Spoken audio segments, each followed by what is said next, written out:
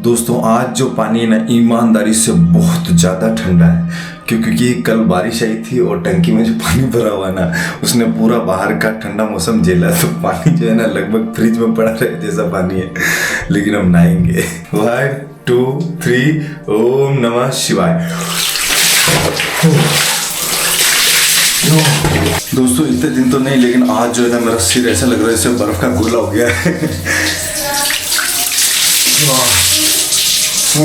काफी ठंडा पानी।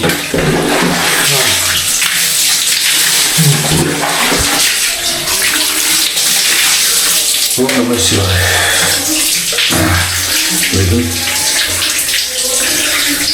हमारा चैलेंज कंप्लीट हो गया है ठंडे पानी से लाने का।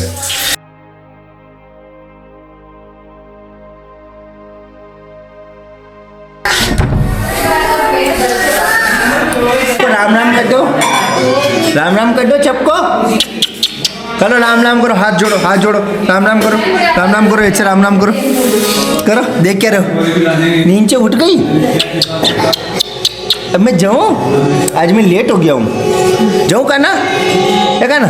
लो गैया माँ, लो हाथ में लो, रोटी लो। गैया माँ को रोटी देते, चलो आ जाओ, चलो आ जाओ, चलो गैया माँ को रोटी देते, चलो आ जाओ, आ जाओ, आ जाओ, आ जाओ, आप पकड़ो, आ जाओ, आ जाओ, आ जाओ, गैया को रोटी देते, आ जाओ, आ जाओ, आ जाओ। गैया माँ दिख नहीं रही कहीं, गैया माँ दिख नहीं रही अभी तो कहीं। दोस्तों आज कोहरा भी है थोड़ा, टाइम लगभग 7 बजने वाले हैं। 7 बजने से पहले पहले हम वहाँ पहुँच जाएंगे। मेरे को एक बार किच्ची कर दो ना, किच्ची कर दो, बाह कर दो, बाह कर दो, बाह नहीं करते हो, बाह कर दो यार, बाह कर दो ना, बाह कर दो, राम राम कर दो सबको, टाटा कर दो, टाटा कर दो, टाटा कर दो। हाँ अब मैं जा रहा हूँ। दोस्तों आज जबरदस्त कोहरा है। ये देखो सामने ये दिख रहा है।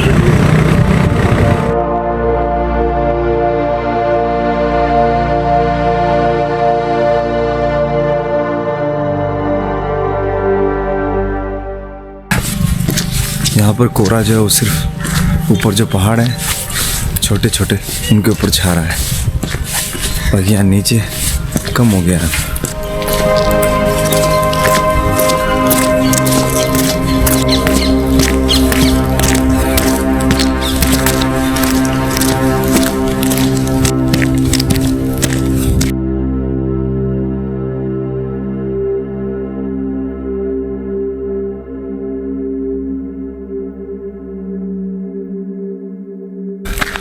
दोस्तों आज रनिंग करेंगे, ठीक है, फिर उसके बाद ध्यान करेंगे। आज थोड़ा दौड़ते हैं, इच्छा हो रही है।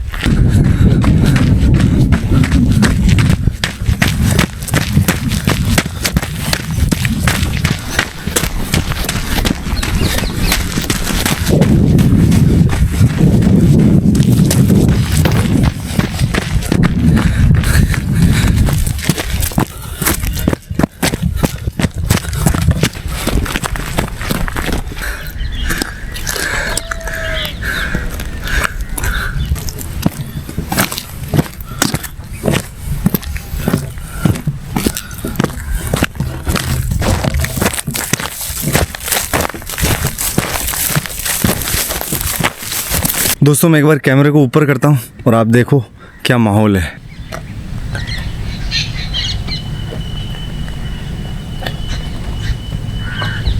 तो ये माहौल है, भोले बाबा का जयकारा लगाएंगे। महादेव, शंभुनाथ, भोलेनाथ, हर हर महादेव, चंद्रमौली आपकी जय हो, पिनाकी अस्ताय आपकी जय हो, बाबा भोले भंडारी आपकी जय हो, नमो पार्वती पते, हर हर महादेव।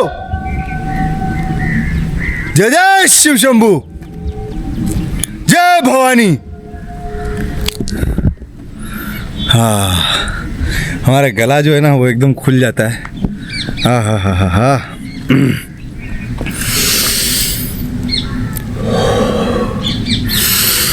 प्रकृति का खेल कितना अद्भुत है, बहुत अद्भुत है। दोस्तों यहाँ पर एक बहुत बड़ा उल्लू है जो आज हमको दिखा वापस, लेकिन हमको देखते वो उड़ गया। बड़ा रहस्यमय जीव है ये भी। तांत्रिक विद्याओं में बहुत लोग इसको काम लेते हैं। उल्लू का नाखून, उल्लू का पंख, उल्लू की विष्ठा, सब कुछ काम आता है। तंत्र मार्गी लोग उसको काम में लेते हैं। कामाख्या मंदिर है ना, उसके आसपास उल्लू बहुत रहते हैं आसाम में। और कामाख्या तो गढ़ है तंत्र मार्गियों का।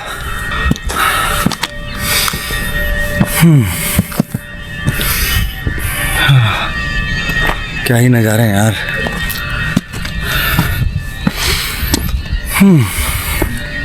मेरी जटा में बहती गंगा रे, करु तांडव में अधनंगा रे। संसार तेरी तू चीज है क्या, रावण की फूंक दी लंका रे।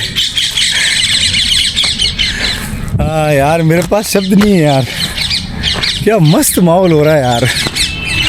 पंछी कलरव कर रहे हैं, माँ प्रकृति देखो कैसा नाच रही है, अद्भुत। दोस्तों हमारे जूते जो हैं वो पूरे गीले हो चुके हैं, आप देख सकते हो। दोस्तों आप इस शरीर को चाय जैसा बना सकते हो, और अभ्यास से बिल्कुल ऐसा हो जाता है। जैसा अभ्यास डालो वैसा ही बन जाता है। बड़ा ही फ्लेक्सिबल है। इसको दिन रात आलस दोगे, दिन रात जंक फूड दोगे, दिन रात अपनी आंखों से उल्टी सीधी चीज़ें देखोगे, तो बस ये वैसा ही हो जाएगा। इसलिए अगर इन सब चीज़ों को ब्रेक करके आप नेचर के बीच जाओगे, थोड़ा अपने शरीर पे ध्यान दोगे, अपने मन पे ध्यान दोगे, थोड़ा मेडिटेशन वगैरह करोगे, थोड़ी अच्छी किताबें पढ़ोगे और अच्छे दोस्तों की संगत करोगे, घटिया लोगों से दोस्ती ख़त्म करोगे, तो आपकी ज़िंदगी में वैसे ही चार चांद लग जाएंगे। और जो आप करना चाहते हो उस सब को करने के लिए आपकी सोच जो है ना वो डेवलप होगी, क्योंकि अभी तो वो सोच ही डेवलप नहीं हो पा रही है। आप थोड़ा सा सोचते हो फिर वापस ढाक के तीन पाते रहते हैं यार, कुछ बदल नहीं पाता। क्योंकि शरीर से ज़्यादा इम्पोर्टेंट पता क्या है, क्योंकि शरीर के अंदर हमारा मन है ना, हमारा मन जो है वो बहुत प्रभावित करता है शरीर को। दोस्तों हमारा मन जो है ना वो इस शरीर से भयंकर तरीके से चिपका हुआ है। तो जिस तरह का मन होगा उस तरह से शरीर जो है प्रभावित होगा। तो जो आदतें हम डालेंगे उसके लिए हमारा मन हमें प्रेरित करेगा। अब वो घटिया हुई तो घटिया के लिए प्रेरित करेगा, अगर वो शुभ हुई, अच्छी हुई और आगे बढ़ने वाली हुई, कुछ पॉजिटिव हुई, तो वो उसके लिए प्रेरित करेगा। तो मन बड़ा न्यूट्रल है, ना फर्स्ट गियर है ना सेकंड गियर है, समझ रहे हो आप। जैसे आप चलाना चाहो वैसे चल सकता है, आपके ऊपर निर्भर करता है। चलो थोड़ा रनिंग करते हैं वापस।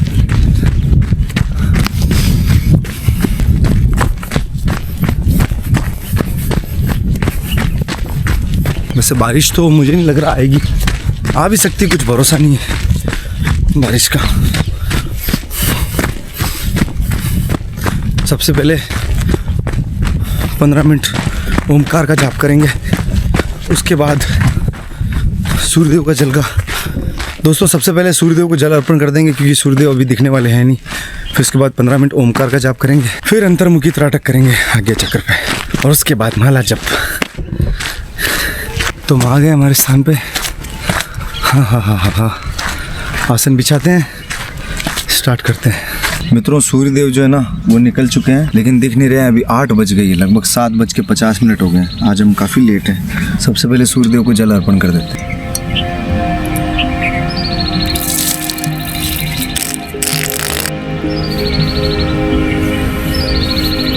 हे सूर्यदेव आपकी जय, ओम सूर्यदेवाय नमः।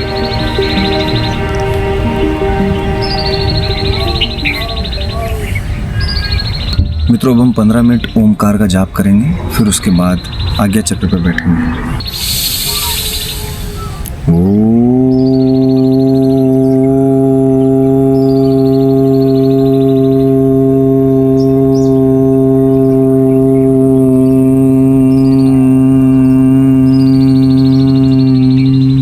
मित्रों ओमकार का जाप तो हमने कर लिया है, लेकिन आज हम पहले आधा घंटा चांटिंग करेंगे। पहले चांटिंग कर लेते हैं आधा घंटा, ठीक है, माला जप कर लेते हैं।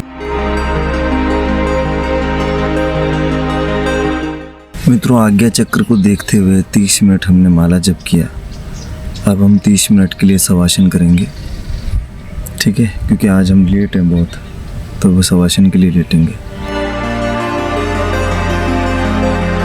मित्रों, परमहंस योगानंद की योगी कथामृत के आज हम 40वें अध्याय पे पहुंच चुके हैं, जिसका नाम है मेरा भारत लौटना। तो इस अध्याय में योगानंद जी अमेरिका से यूरोप होते हुए भारत लौट गए, उसके ऊपर ही पूरा चैप्टर है जिसको हम आज पढ़ेंगे। 22 अगस्त 1935 को मैं राजपुताना जहाज से बम्बई के बंदरगाह पर एक बार फिर अत्यंत आनंद के साथ में भारत की हवा में सांस ले रहा था।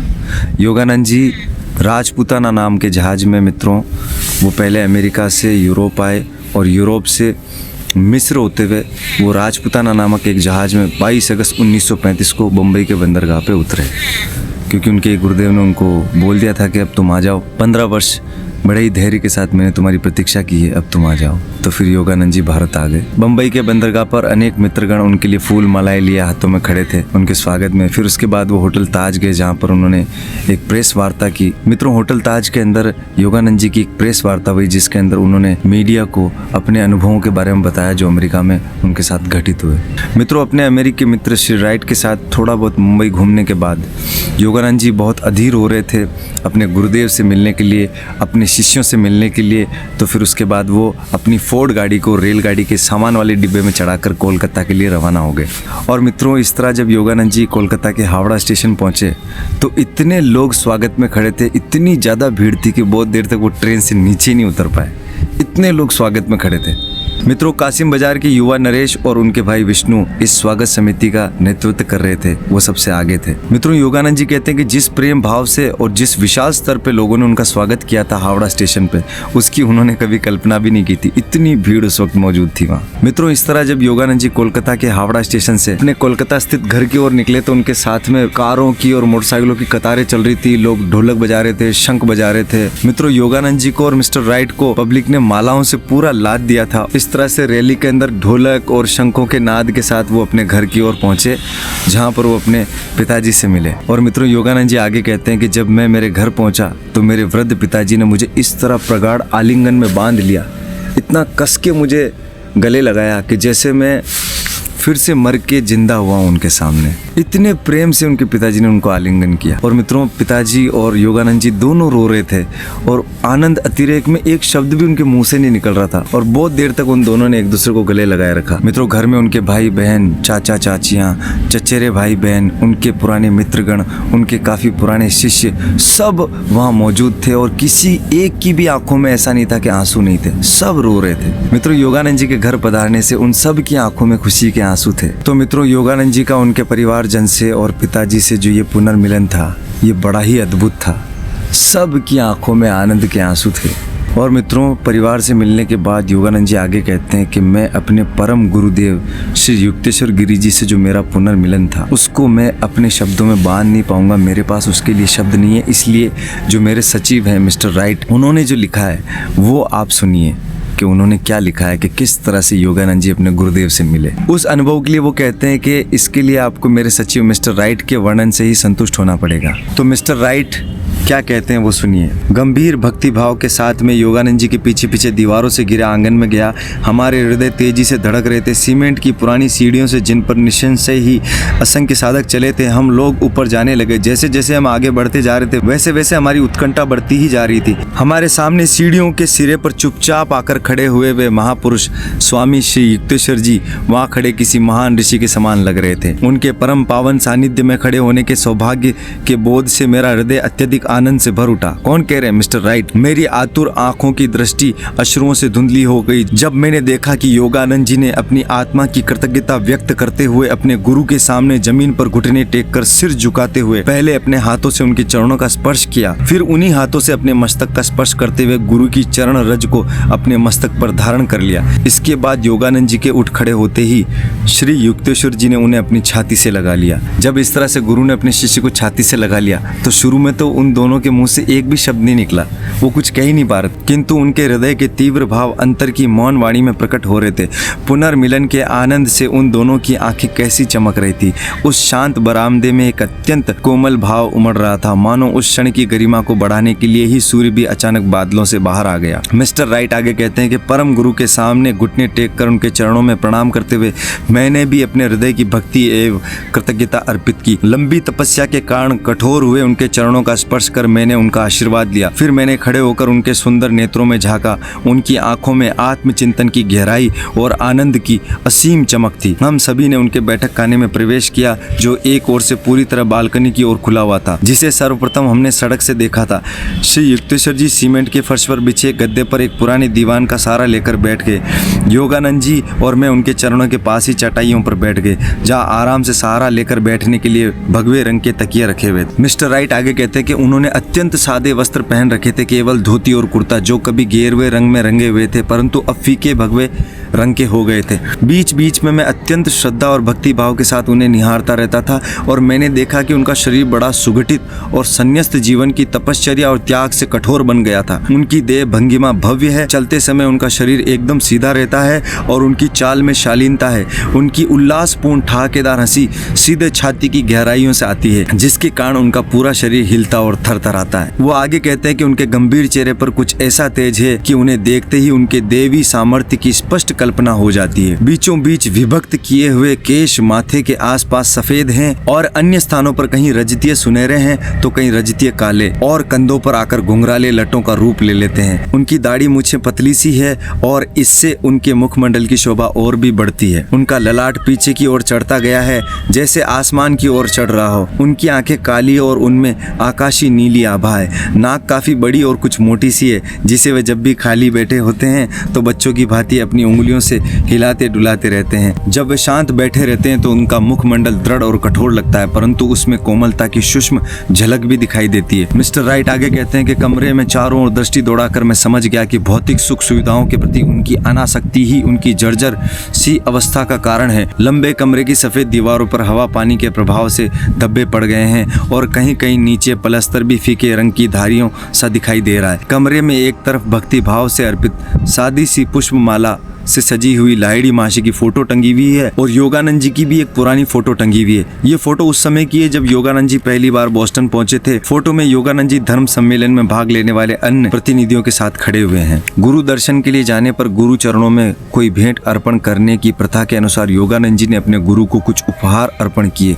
बाद में हम लोगों ने चावल और सब्जियों के साथ सादा परंतु अच्छी तरह पकाया गया भोजन किया। मिस्टर राइट को अनेक भारतीय रीतियों का पालन करते देख श्री युक्तेश्वर जी प्रसन्न हुए। मित्रों, मिस्टर राइट आगे कहते हैं कि कई घंटों तक बंगाली भाषा में वार्तालाप और प्रेमपूर्ण मुस्कुराहटों एवं आनंदपूर्ण दृष्टिपातों के आदान प्रदान के बाद हमने श्री युक्तेश्वर जी के चरणों में प्रणाम कर उनसे विदा ली और उस पुण्य दर्शन की चिरस्थायी स्मृति अपने हृदय में धारण किए कोलकाता लौटने के लिए निकल पड़े। मिस्टर राइट आगे कहते हैं कि वर्णन तो मैं मुख्यतः परम गुरु के बाह्य स्वरूप का ही कर रहा हूँ, परंतु उनके आध्यात्मिक ऐश्वर्य का मुझे सदैव भान रहा। मैंने उनके अपूर्व सामर्थ्य को अनुभव किया और उस अनुभव को मैं एक दिव्य आशीर्वाद के रूप में सदा के लिए संजो कर रखूंगा। मित्रों, योगानंद जी आगे कहते हैं कि मैं अमेरिका, यूरोप और फिलिस्तीन से युक्तेश्वर गिरी जी के लिए अनेक उपहार लाया था। उन्होंने वे उपहार मुस्कुराते हुए स्वीकार कर लिए पर कहा कुछ नहीं। योगानंद जी आगे कहते हैं कि जर्मनी में मैंने स्वयं अपने उपयोग के लिए एक छाता युक्त छड़ी खरीदी थी। भारत आने के बाद मैंने वह छड़ी गुरुदेव को अर्पित करने का निर्णय किया। ये उपहार मुझे सचमुच बहुत पसंद आया। ये कहते हुए मेरे गुरुदेव ने अत्यंत प्रेम भरी दृष्टि मुझ पर डाली।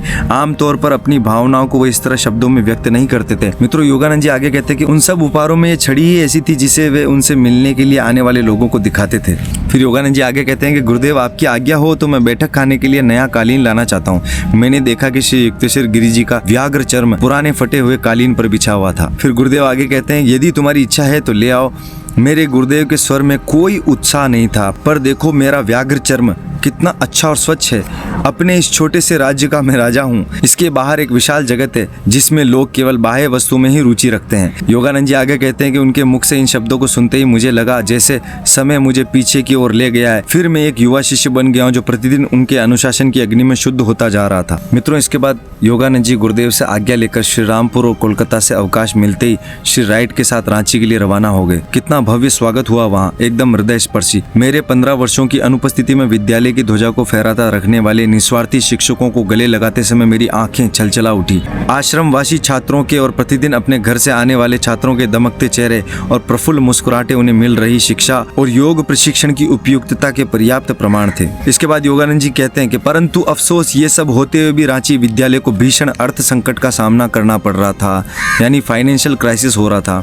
कासिम बाजार के पुराने महाराजा सर मणिंद्र चंद्र नंदी, जिनका राजमहल विद्यालय भवन बन गया था और जिन्होंने कई बार विपुल दान भी दिया था, अब स्वर्ग सिधार चुके थे। पर्याप्त जन सहयोग न मिलने के कारण विद्यालय के अनेक लोकोपकारी अंग दारुण संकट में थे। मतलब रांची विद्यालय जो था मित्रों, पैसों की तंगी देख रहा था। योगानंद जी आगे कहते हैं कि अमेरिका में मैंने इतने वर्ष उसके व्यावहारिक ज्ञान और बाधाओं का डटकर सामना करने के गुणों में से कुछ न कुछ आत्मसात किए बिना ही नहीं बिता दिए थे। एक सप्ताह तक मैं नाना जटिल समस्याओं से जूझते हुए रांची में रहा। उसके बाद कोलकाता के प्रमुख नेताओं और शिक्षाविदों से मेरी भेंट का क्रम शुरू हो गया। कासिम बाजार के नए युवा महाराज से भी मैंने लंबी बातचीत की, पिताजी से आर्थिक सहायता के लिए अनुरोध किया और इस सब का परिणाम यह हुआ कि रांची विद्यालय की लड़खड़ाती नींव स्थिर होने लगी। ठीक समय पर मेरे अनेक अमेरिकी शिष्यों से भी काफी दान प्राप्त हो गया। भारत लौटने के बाद कुछ महीनों में ही रांची की विद्यालय की कानूनी तौर पर रजिस्ट्री करा पाने की खुशी भी मुझे मिल गई। मित्रों, योगानंद जी आगे कहते हैं कि इस प्रकार चिरस्थायी निधि युक्त योग शिक्षा केंद्र का मेरा जीवन स्वप्न साकार हो गया। मेरे इसी स्वप्न ने 1917 में केवल 7 विद्यार्थियों के साथ इस विद्यालय की शुरुआत करने में मुझे प्रेरित किया था। योगदा सत्संग ब्रह्मचर्य विद्यालय के नाम से चल रहे इस विद्यालय में माध्यमिक एवं उच्च विद्यालय के कक्षा वर्ग खुले प्रांगण में चलते थे, यानी ओपन क्लासेस चलती थी, कहीं मतलब कोई बिल्डिंग के अंदर कमरे में नहीं पढ़ाते थे। आवासीय और प्रतिदिन आने वाले दोनों ही प्रकार के छात्रों को कोई न कोई व्यावसायिक प्रशिक्षण दिया जाता था। रांची के विद्यालय की अपूर्व विशिष्टता यह है कि यहाँ क्रिया योग की दीक्षा दी जाती है। बालक यहाँ पर नियमित आध्यात्मिक साधना और गीता पाठ करते हैं। उन्हें उपदेश एवं प्रत्यक्ष उदाहरण द्वारा सादगी, त्याग, आत्मसम्मान एवं सत्य अनुशीलन की शिक्षा दी जाती है। उन्हें यह सिखाया जाता है कि बुराइयों से दुख ही मिलता है और अच्छाइयों से सच्चा सुख प्राप्त होता है। बुराइयों की तुलना विष मिले हुए शहद के समान की जा सकती है, जो खाने का लालच तो मन में पैदा करता है, परंतु मृत्यु उसमें छुपी हुई है। एकाग्रता की प्रविधियों के अभ्यास द्वारा शरीर एवं मन की चंचलता को अपने वश में कर लेने की प्रक्रिया, जिसके कारण रांची में 9-10 वर्ष के छोटे बालक का घंटे भर या उससे भी अधिक समय तक स्थिर आसन में आध्यात्मिक नेत्र पर स्थिरता पूर्वक दृष्टि लगाए बैठे दिखाई देना कोई नई बात नहीं है। मित्रों, इसके बाद योगानंद जी कहते हैं कि श्री राइट ने रांची के अनेक बालकों के साथ मित्रता स्थापित कर ली थी। सादी धोती पहनकर काफी समय तक वे उन सब के साथ रहे। मुंबई, रांची, कोलकाता, श्री रामपुर, जहाँ जहाँ भी वे मेरे साथ गए, सविस्तार सुंदर वर्णन लिखने की नैसर्गिक योग्यता से युक्त मेरे सचिव ने, जिनका नाम मिस्टर राइट है, अपनी यात्रा दयानंदिनी में उन सब स्थानों का सविस्तार वर्णन लिखा है। एक दिन शाम को मैंने उनसे पूछा, मिस्टर राइट, भारत के बारे में तुम्हारा क्या विचार है? तो इसके बाद मिस्टर राइट विचार मग्न हो गए और उन्होंने कहा, शांति, यहाँ के लोगों के स्वभाव में ही शांति है। भारत के लिए मिस्टर राइट ने उस जमाने में कहा कि यहाँ के लोगों के स्वभाव में ही शांति। अभी तो वो बात ही लगभग 100-120 साल पुरानी हो गई है। अभी के लोग शांत तो हैं, लेकिन बहुत ज़्यादा अशांत भी हो गए हैं। जमाना बहुत भौतिकवाद में आगे बढ़ चुका है भारत भी। तो मित्रों, ये था जो आज हमने पढ़ा योगी कथा अमृत में। ये भी काफ़ी लंबा था, लेकिन बहुत ही अद्भुत था। ये किताब मैं बार बार कह रहा हूँ, मंगाओ, आप मंगाओ इसको और पढ़ो और आनंद लो, ठीक है? तो आज के लिए सभी को मेरा प्रणाम। जय जय शिव शंभू, जय भवानी। मिलते हैं अगले ब्लॉग में।